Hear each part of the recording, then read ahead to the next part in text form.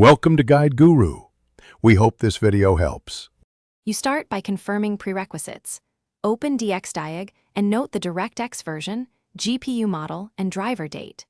Next, update your graphics drivers with a clean install to remove corrupt files, because outdated or mismatched drivers commonly trigger Directx errors.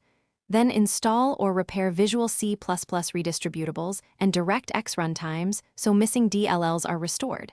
This prevents runtime library faults. Once done, restart Windows to ensure drivers and runtimes initialize correctly before launching Warzone. Now, verify game files in your launcher to repair any corrupted game assets, since bad files often cause Directx failures. Make sure Warzone uses your discrete GPU and run the launcher as administrator so permission issues don't block resources.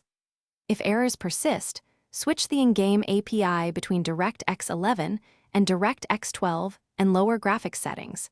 This isolates API compatibility or resource pressure problems. Also check for overlay apps and background recorders, because they can inject conflicts into the rendering pipeline. To finish, run a DirectX end-user runtimes installer and repair Visual C++ packages to replace any damaged system DLLs, then test the game. If problems remain, perform a clean boot or disable third-party overlays and recording software to rule out interference. As a final step, fully uninstall and reinstall GPU drivers using the in safe mode, because residual driver files can persist. If it still fails, gather DXdiag and game crash logs. This single troubleshooting tip speeds up targeted help from support.